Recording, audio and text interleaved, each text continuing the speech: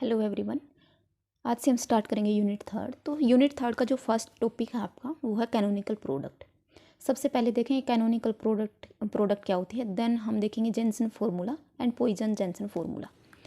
So first before the to study the definition of canonical product, let us recall first the Weierstrass factorization theorem.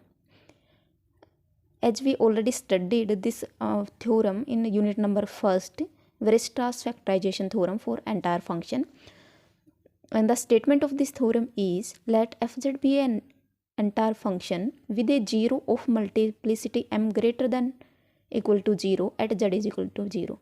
Means at z is equal to 0, this function fz has a 0 of multiplicity m, and then we consider a sequence zn be the non-zero zeros of fz. हम क्या कर रहे हैं कि जो z is equal to 0 पे जो zeros थी उसको सेपरेट स्टडी कर रहे हैं, और zn में जो जीरोज़ हैं वो क्या है आपकी नॉन जीरो जीरोज़ हैं। मीन्स जीरोज़ हैं fz की z1 z2 z3 इस तरह से पॉइंट पे, बट वो सारे पॉइंट्स क्या हैं, नॉन जीरो पॉइंट्स हैं, क्योंकि जीरो के लिए हम सेपरेट स्टडी कर रहे हैं। So let zn be the non zero zeros of fz arranged so that the zero of multiplicity k is repeated in this sequence k times. Means अगर इस सीक्वेंस में अगर सपोज करें कि अगर एफ जेड एक फंक्शन है हमारे पास एंटायर फंक्शन, और जेड वन नॉन जीरो है, and Z one non zero होने के साथ साथ एफ जेड की जीरो है ऑफ मल्टीप्लिसिटी के, अगर उसकी मल्टीप्लिसिटी के है तो वो नंबर वो जेड वन इस सीक्वेंस में के टाइम्स ही रिपीट होगा। तो इसी तरह से और भी जो नंबर्स हैं आपके z one Z two z three, वो जितनी बार भी जितने ऑर्डर की जीरो होगी फंक्शन की उतने टाइम ही वो सीक्वेंस में रिपीट होगा। Also suppose that we are arranging this sequence of zeros in the form of increasing order. So we are arranging such that mod z1 less than mod z2 less than mod z3 and less than up to so on. And as we already know, corresponding to each zn we can always find a sequence of pn such that this series is less than finite. Means this sum will comes out finite number, that or we can say this series is convergent. So we can always choose a sequence of pn, and this is the sequence of integers such that this series is convergent for every r greater than 0. Now what is pz? Pz is equal to product n is equal to 1 to infinity e z upon zn comma pn. ये था हमारा वेरस्ट्रास primary factor. सो हमने जो वेरस्ट्रास factorisation theorem की थी, हमने क्या represent किया था कि जो भी एफ जेड आपके एंटायर फंक्शन है, ये सभी कंडीशन को अगर वो फंक्शन आपका सेटिस्फाई करता है तो वो एफ जेड इस तरह से लिखा जाएगा, f Z is equal to z raise to power m e raise to power g z into p z. वहाँ पे पी जेड की जगह हम यही वाली वैल्यू ले रहे थे, तो ये पी जेड की वैल्यू है। Product n is equal to 1 to infinity e z upon z n in comma p n. तो सिर्फ इस प्रोडक्ट की जगह यहाँ पे क्या लिख दिया है, P Z. So also this series pz is defined as like this in equation number first. This converges uniformly for mod z less than equal to r, where by definition of primary factor the primary factor की definition क्या थी हमारी, e z p is equal to 1 minus z exponential of z plus z square by 2 plus z cube by 3 up to shown z p by p. This is our equation number second, and e z p is your primary Weierstrass primary factor. So for p greater than equal to 1 and for p is equal to 0, for p is equal to 0 we have e z0 is equal to 1 minus z. Then by Weierstrass factorization theorem says that this fz, which is the entire function, it can be written as z in raised to power m e raised to power e to the power gz. This is like e raised to power zm into e raised to power gz into pz, and this pz is defined in equation number first. So and this first term is just the notation, alternate notation for this term. So every entire function by Weierstrass factorization theorem can be written as fz is equal to z raised to power m e raised to power gz into pz. Give the same notation, this is pz and this is capital pz. This is our equation number 3. Where this g z is entire function. अब तक हम क्या करें, सिर्फ Weierstrass factorisation theorem को recall करें कि उसमें क्या होता था। इस तरह से फंक्शन की रिप्रेजेंटेशन हमारे पास आ जाती थी, जहाँ पे फंक्शन जी जेड क्या है, आपका एंटायर फंक्शन है। But now we are interesting in to study the special characteristic of g z and p z, and whenever the properties, or if we apply the restriction on gz and pz, then we get corresponding change in fz. So next we have a convenient assumption for pz is that all the integer pn are equal. Means हमारा जो pz था, हमने यहाँ पे क्या restriction ली है कि ये जो pn है ये क्या होगा, इक्वल होगा फॉर ईच एन। तो सपोज करेंगे हम यहाँ पे p n is equal to p हो जाएगा फॉर ऑल एन। सो ये रिस्ट्रिक्शन हमने पी पे अज्यूम कर ली for P Z is that all the integer P N R equal. Then we see that this is to assume that there is an integer P greater than equal to 1 such that, and we have to assume this P Z such that this series is convergent. That is defined in equation number 4 as we already studied in Weierstrass factorization theorem. So we are taking r in that case 1, so and p n replaced by p. So this will become summation n is equal to 1 to infinity mod zn की power minus p plus 1, and we are searching for a such p such that this series is convergent. Now further, if we assume that p is the smallest integer for which the series 4 convergent, then this pz that is defined in the equation number first, pn is replaced by p, then this pz for such p such that this series is convergent. We are searching for such a p such that this series is convergent, and then corresponding pz for that p is called, then that expression pz is called canonical product. So finally we get this pz is equal to product n is equal to 1 to infinity e z upon zn comma p. This is our equation number 5, and this equation number 5, or we can say this pz is called canonical product. And the smallest value of p, the smallest value of the p for which this series is convergent, or we can say the smallest value of p for which this series is convergent, then this p is called genus of the canonical product. तो ये थी हमारी definition canonical product की। And जो P हमने find out किया है इस तरह से फाइंड आउट करना है such that this series 4 is convergent, then इस पी को हम क्या बोलते हैं, genus of the product canonical product. So ये थी हमारे canonical product and genus of the canonical product. Genus क्या होगा, smallest P for which this series define in 4 is convergent. Next we have Jensen formula, but before this we are trying to solve Poisson-Jensen formula. So firstly let us recall, only you have to only see this statement. The statement is Poisson integral formula. So Poisson integral formula क्या कहता है, let fz be analytic in the region mod z less than r. Means हमारे पास क्या है, एक function है, analytic function है किसमें, क्लोज डिस्क में, जिसकी रेडियस आर है, सेंटर क्या है 0. Then for r small r which is greater than equal to 0, we can take greater than equal to 0 here, and strictly less than capital r, then we have f capital f r e raise to power eta theta is equal to 1/2 pi integration from 0 to pi r square minus small r square f r e की power eta 5 r square minus 2 r r cos theta minus 5 plus r square into d 5, where this 5 is the value of theta on the circle mod z is equal to r. Means हम क्या कर रहे हैं कि जो function था हमारा, I think this will be the your, this is your small f, with the help of this small f we are trying to find capital f, the relation between this. So this is your Poisson integral formula. Next we have Poisson-Jensen formula. So the statement is let fz be analytic in the region mod z less than equal to r, and let fz not equal to 0, this is not z, this is 0, f0 not equal to 0, and let us do some change, and fz not equal to 0 on mod z is equal to r. Means कहने का मतलब क्या है कि एक f z हमारा analytic function होगा close disc में जो 0 पे 0 नहीं है और बाउंड्री के भी किसी भी पॉइंट पे 0 नहीं है। And again we have given if z1 z2 z3 zn are the zeros of F Z in the open disc.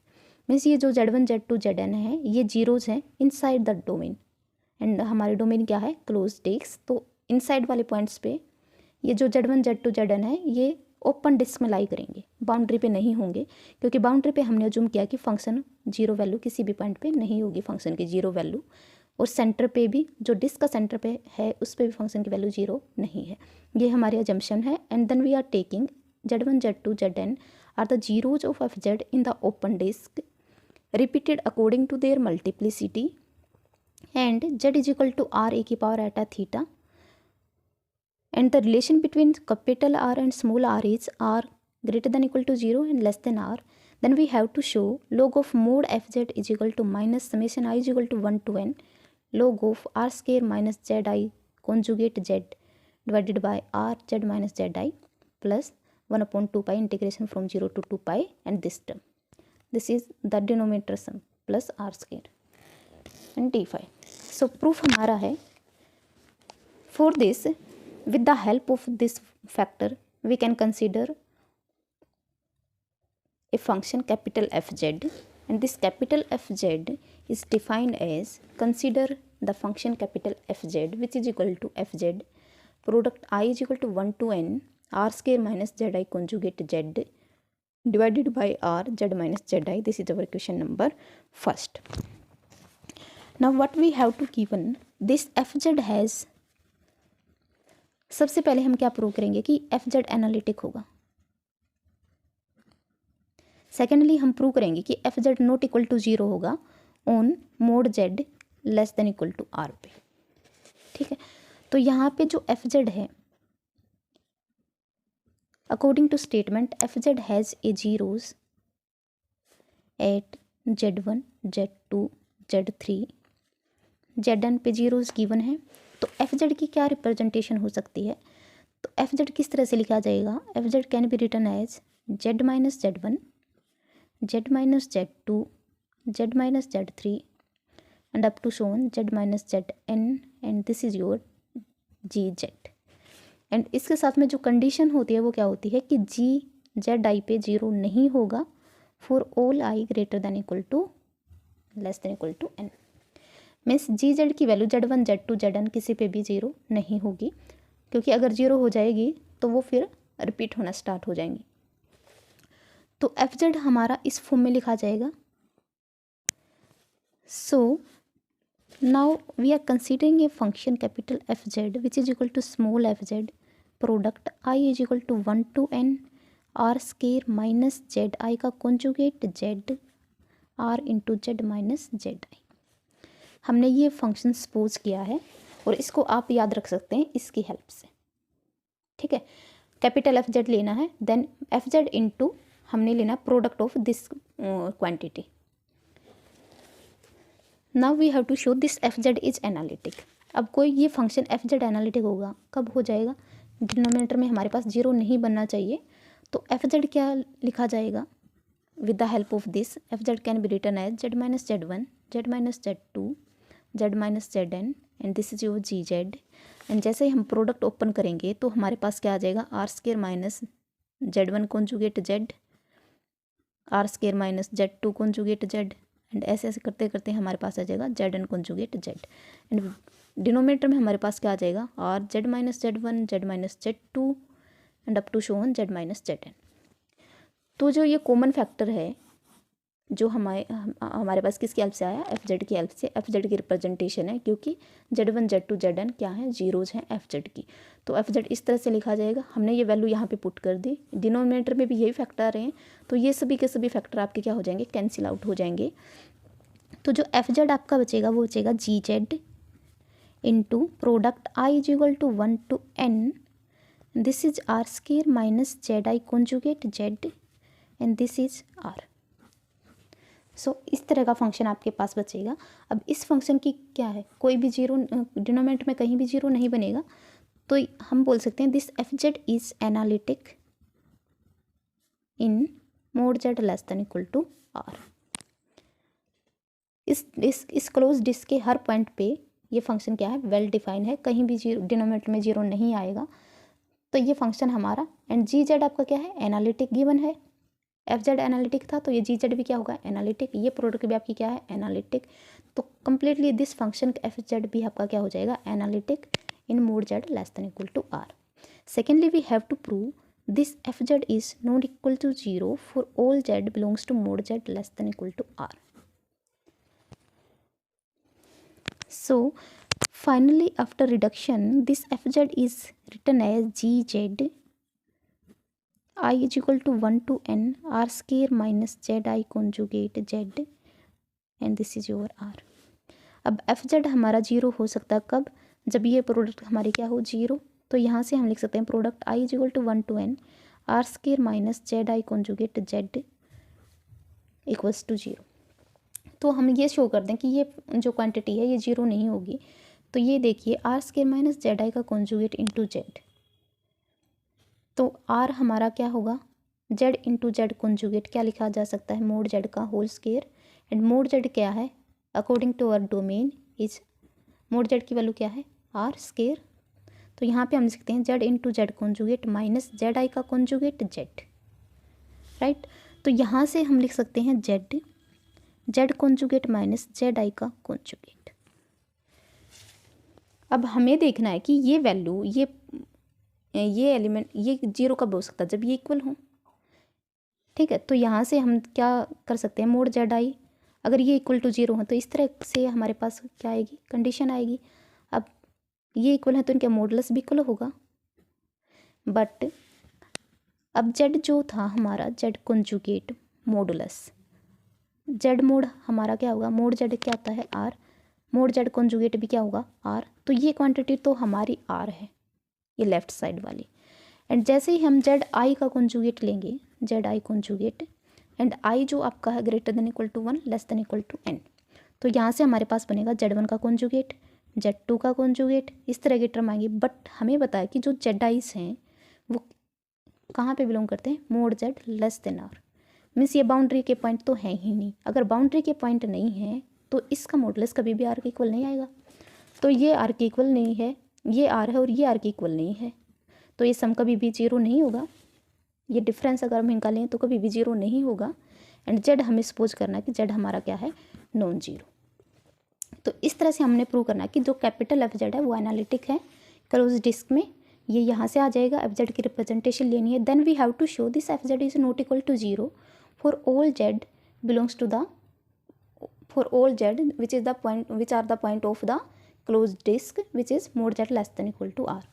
And for this we use this equation. Firstly we are supposing this factor is zero, then we get contradiction. So this quantity never zero, that's why this fz never zero on mod z less than equal to r. तो ये थी आपकी इसकी first, जो हमने क्या किया था, consider the function capital F Z is equal to small F Z, product I is equal to 1 to n R square minus Z I का conjugate into Z divided by R into Z minus Z I. This is our equation number first. Now clearly as we already proved this fz is analytic in a domain in which fz is analytic and this fz not equal to 0 for mod z less than equal to r.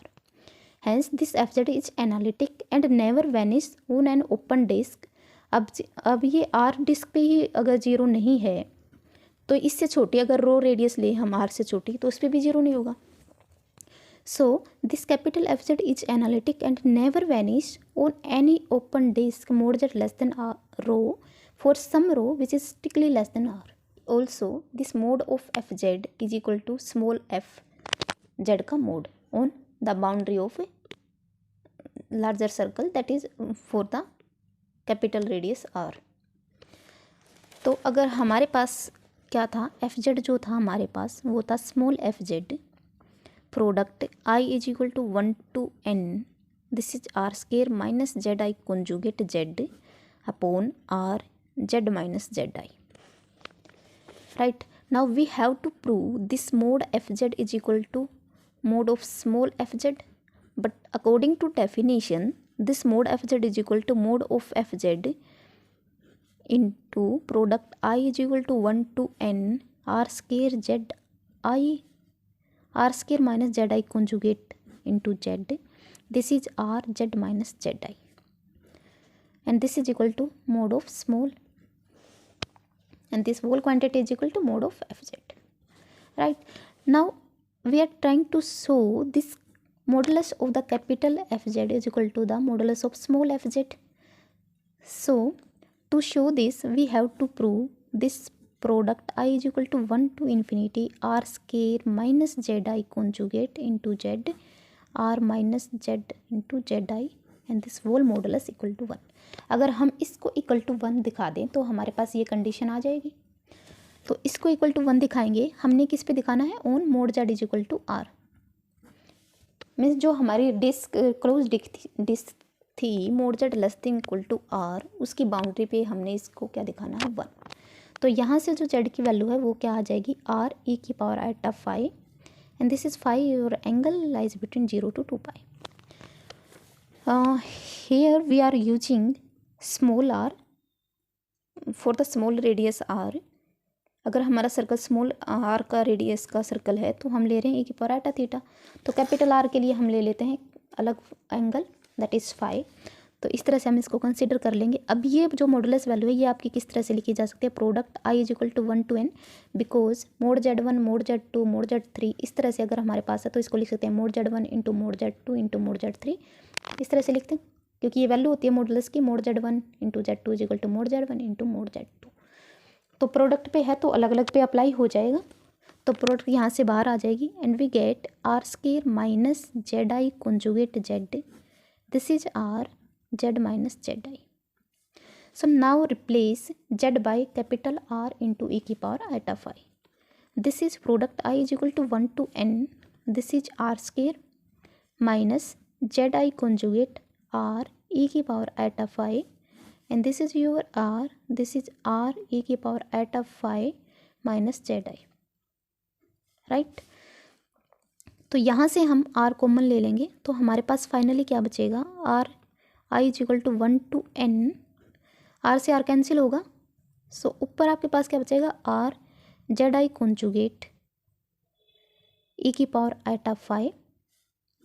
यहाँ से हम इस e की power eta 5 को यहाँ पे multiply कर लेंगे तो हमारे पास क्या रहेगा, r minus Z I e की पावर माइनस एटा 5. तो अगर हम ध्यान से देखें तो ये जो ऊपर वाली जो न्यूमरेटर वाली टर्म है वो इसी का तो कॉन्जुगेट है, या इसको इसका कॉन्जुगेट बोल लो या इसको इसका कॉन्जुगेट बोल लो. आर माइनस जेड आई का कॉन्जुगेट ई की पावर एटा 5, इसका कॉन्जुगेट हम लें तो आर एक रियल नंबर है तो कॉन्जुगेट यही रहेगा. जेड आई ये आपका अलग अलग पे अप्लाई हो जाएगा तो यहाँ से डबल कॉन्जुगेट आएगा ई की पावर एटा 5 का कॉन्जुगेट, तो ये क्या आ जाएगा, आर जेड आई ई की पावर माइनस एटा 5. तो ये नीचे वाली टर्म ही आ जाएगी. एंड हमें पता है कि जेड आई का कॉन्जुगेट अपॉन मीन्स जेड का कॉन्जुगेट अपॉन जेड का कॉन्जुगेट अगर मॉडुलस वैल्यू लें, क्योंकि जेड हमारे पास क्या होता है x plus iota y, and z conjugate हमारे पास क्या होता है एक्स माइनस आयटा वाई. तो यहाँ से मोड जेड की वैल्यू अगर हम लें तो वो भी हमारे पास X square plus Y square आएगी, एंड मोड जेड कॉन्जुगेट की वैल्यू लें तो वो भी हमारे पास क्या आएगी X square plus Y square. तो हम बोल सकते हैं कि मोड जेड का modulus of Z conjugate and modulus of Z क्या होते हैं, 1. तो यहाँ पे वही सिचुएशन बन रही है, ऊपर मॉडुलस है एंड नीचे उसका कॉन्जुगेट है, एंड दोनों ये मॉडुलस अलग अलग अप्लाई हो जाएगा. तो यहाँ से हम बोल सकते हैं ये क्या आ जाएगा, 1 के इक्वल आ जाएगा. तो यहाँ से ये आपका 1 हो जाएगा. सो यहाँ पे हमारे पास क्या बना कि जो कैपिटल मोड एफ जेड है वो स्मॉल मोड एफ जेड के इक्वल आ जाएगा, but on the boundary of the circle of radius capital R. Since this f Z is analytic and non zero, हमने फर्स्टली प्रूव कर लिया कि f Z कहीं भी जीरो नहीं होगा on F of mod Z less than equal to R. फिर हमने एक स्मॉल रेडियस ली थी rho which is less than R, तो इस पे भी जो आपका जो एफ जेड है वो कहीं भी जीरो नहीं होगा. तो एफ जेड हमारा एनालिटिक फंक्शन बन गया. अब एफ जेड एक नॉन जीरो एनालिटिक फंक्शन है तो लोग एफ जेड भी आपका क्या हो जाएगा, analytic function. So since f Z is analytic and non zero in mod Z less than rho and कौन यहाँ से इससे आगे आपको लिखना है and if this capital F z is analytic and non-zero in mod z less than r, then log of f z is also analytic. हम यहाँ से ये लिखेंगे. अब यहाँ से क्या आ गया कि एफ जेड एनालिटिक था एंड नॉन जीरो था, तो log एफ जेड भी आपका क्या हो जाएगा, एनालिटिक. अब हमें पता है कि कोई फंक्शन अगर एनालिटिक है तो उसका रियल एंड इमेजिनरी पार्ट आपके क्या होते हैं, हार्मोनिक. तो यहाँ से हम बोल सकते हैं consequently the real part of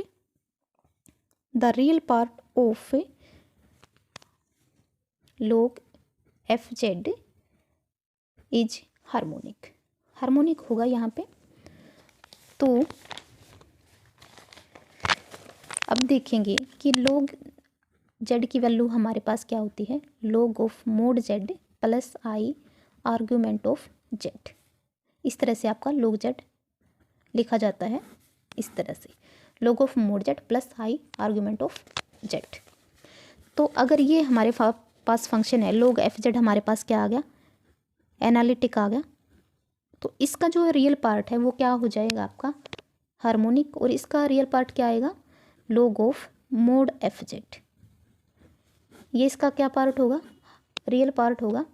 और जो क्या होगा, हार्मोनिक होगा. हार्मोनिक है तो आपका क्या करेगा, पॉइजन इंटीग्रल फॉर्मूला को सेटिस्फाई करेगा. या हम by using this Poisson integral formula for log of mod fz, we get log of mod fz is equal to 1 upon pi 2 pi 0 to 2 pi, and this value, by using this formula we can directly write this equation number second. Or now log of f, at the place of r we used capital R e की power eta phi is equal to log of, we are applying just log on both side of this equation for on the boundary points. So log of mod f r e की power eta phi modulus is equal to log of capital F r e की power eta phi on mod z is equal to r. Also log of mod f z is equal to, F z हमारा क्या था, mode of F Z. अगर हम इसकी बात करें तो ये है हमारा एफ जेड. दोनों तरफ हम क्या लेंगे, मॉडुलस लेंगे एंड देन अप्लाई करेंगे लोग. तो लोग अप्लाई अगर हम करेंगे तो ये हो जाएगा ए इन टू बी. तो log of mod F Z plus यहाँ पे आएगी प्रोडक्ट, हर टर्म की product, log of Z one Z two Z N. तो हमारे पास क्या हो जाएगा, log of Z one plus Z two, log of Z one plus Z, log of Z two plus log of Z three. तो summation बाहर आ जाएगा उस साइड से. तो समेसन, ये जो प्रोडक्ट है आफ्टर लोग, अगर हम इसको देखें तो किस में कन्वर्ट हो जाएगी, समेसन में. So summation I is equal to 1 to n log of modulus R square minus Z I conjugate Z R into Z minus Z I का into Z I and then whole conjugate. So now by equation number second, this log of F Z, log of F Z is equal to, यहाँ से हम value निकाल लेंगे modulus log of modulus F Z की. So यहाँ से हमारे पास इसकी वैल्यू होगी, ये समेसन इस साइड आ जाएगा and log of capital mode F Z की वैल्यू हम कहाँ से पुट कर देंगे, इक्वेशन नंबर सेकंड से, जो हमें कहाँ से मिली है, by using Poisson integral formula. So ये थी हमारी Poisson Jensen formula. Canonical product हो गया. अब है हमारा Jensen formula. Similarly Jensen formula में भी आपको ऐसे ही फंक्शन कंसिडर करना है एंड सेम ऑब्जर्वेशन यहाँ पे है कि एफ जेड एनालिटिक होगा, नॉन जीरो होगा. ये हमने उसमें प्रूव कर लिया. नेक्स्ट हमने ये भी शो कर दिया कि ये किस तरह से, और यहाँ पे ये प्रूव भी किया गया कि ये किस तरह से आपका वन हुआ है. एंड फर्दर सिर्फ कोई छोटी छोटी सी कैलकुलेशन है, ये आपको यूज़ करनी है. तो जेंसन फॉर्मूला आपको खुद करना है. ऑलमोस्ट हो ही गया है, just give it a try. So Jensen formula आप खुद करेंगे. कैनोनिकल प्रोडक्ट हमारा हो गया एंड पॉइजन जेंसन फॉर्मूला हो गया. पॉइजन जेंसन फॉर्मूला के लिए हमें ये पॉइजन इंटीग्रल फॉर्मूले की स्टेटमेंट देखनी है सिर्फ, कि पॉइजन इंटीग्रल फॉर्मूला होता क्या है, उसको हम यहाँ पे यूज करेंगे. तो ये 3 टॉपिक हो गए आपके यूनिट 3 के.